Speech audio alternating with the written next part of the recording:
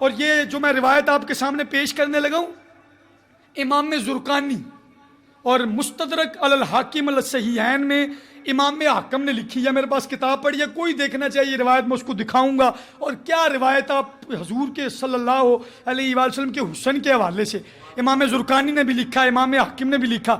وہ کہتے ہیں مدنی دور تھا، مدنی دور. تو سرکار دو عالم صلی اللہ علیہ وآلہ وسلم سیر کرتے کرتے نا اپنے مدینہ شہر سے تھوڑے باہر نکل پڑے. تو باہر نکلے تو وہاں پر ایک قافلہ آیا ہوا تھا، انہوں نے وہ تمبو شمبو لگائے ہوئے تھے. تو ان کے پاس ایک سرخ اونٹ تھا، سرخ اونٹ. اس سرکار نے اس کو دیکھا نا تو سرکار کو بڑے ہی پسند آیا. اللہ کرے ہمارے مقدر بھی اس اونٹ جیسے ہو جائیں کہ اسی بھی سرکار کو پسند آ جائے، ورنہ گلاں کوئی نہیں ساڑھے اندر. اللہ کرے وہ ہمیں بھی پسند کر لیں اور ہمارے اندر ہماری کرتوتیں ایسی ہو جائیں کہ ہم سرکار کو پسند آ جائیں. وہ اونٹ سرکار کو پسند آیا تو سرکار نے ان سے پوچھا بیچنا ہے؟ تو انہوں نے پتہ نہیں بیچنا تھا یا نہیں بیچنا تھا، لیکن کچھ چہرے ہوتے ہیں، چہرے ایسے حسین ہوتے ہیں جنہوں نہ کرنتے دل نہیں کرتا، نہ کرنتے. اور وہ چہرے تو دنیا میں ہم دیکھتے ہیں، لیکن وہ چہرہ تو ایسا تھا جس جیسا چہرہ رب نے بنایا ہی کوئی نہیں. تو انہوں نے وہ سرکار نے ان کو پوچھا بیچنا ہے؟ تو وہ چہرہ دیکھ کر کہنے لگے بیچنا ہے، اسی تے اپنا آپ بیچن واسطے تیار ہیں. میں من ویچاں، میں تن ویچاں، جے سونا محمد آ جائے، اسی تے اپنا آپ بیچن واسطے تیار ہیں. جب سرکار کو دیکھا اونٹ بیچ دیا. اب سرکار نے قیمت جو طے ہوئی، سرکار نے کہا ابھی تو میرے پیسے پاس نہیں ہیں تو میں تمہیں بھیج دیتا ہوں. انہوں نے کہا ٹھیک ہے. اب سرکار تو چلے گئے، وہ آپس میں لڑ پڑے. ان کا ایک بندہ کہتا ہے وہ جان دے سو؟ انہیں کیا نہیں.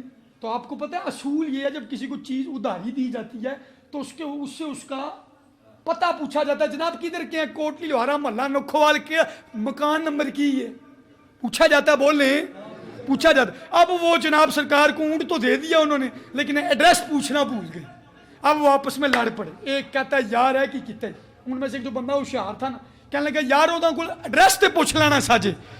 تو وہ کہتا ہے یار میں تجھے کیا کہوں، میں نے تو اس کی زلفیں دیکھی، لمیاتی نظیرو کفی نظریں، مثلے تو نہ شد پیدا جانا، جگراج کو تاج تورے سر سوئے ہے، تجھ کو شہ دوسرا جانا. اور یار میں تو اس کی زلفیں دیکھتا رہ گیا.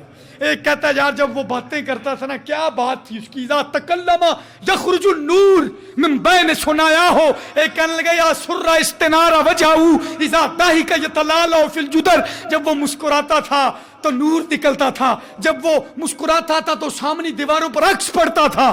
تو یار میں تو، انہوں نے کہا لے پھر ویخدے ہی رہ گئے نا، تو لوٹ کے لے گئے.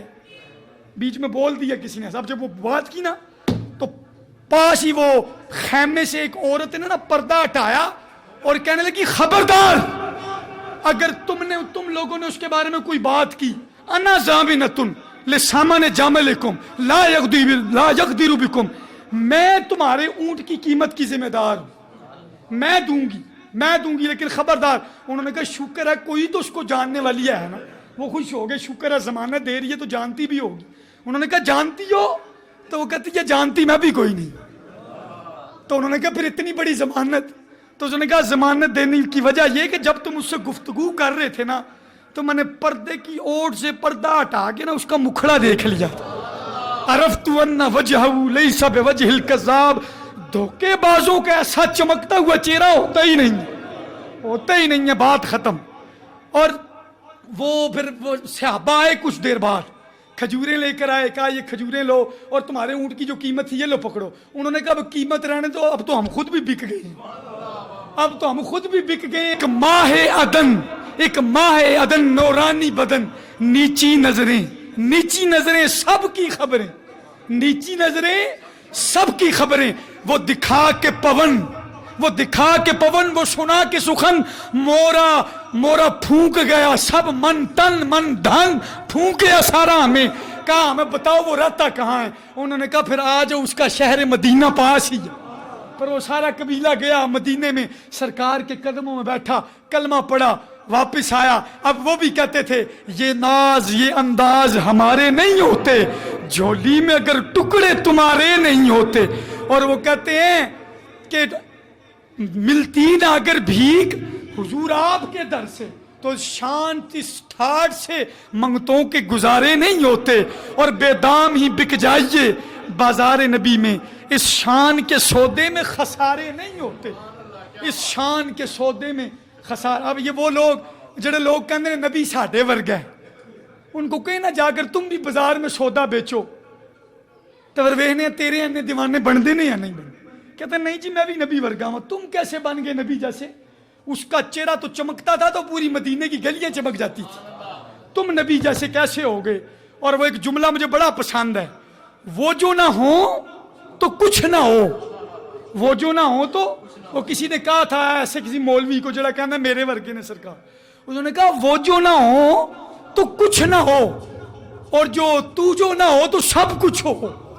جملہ بھی ختم نہیں ہو، وہ کہتا ہے وہ جو نہ ہو تو کچھ نہ ہو، تو مولوی صاحب تو جو نہ ہو تو سب کچھ ہو، وہ جو نہ ہو تو کچھ نہ ہو اور تو جو نہ ہو تو سب کچھ ہو۔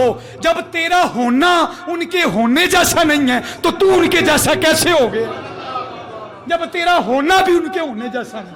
اور اقبال بولا، اقبال وہ کہنے لگا ہو نہ یہ پھول تو بلبل کا ترنم بھی نہ ہو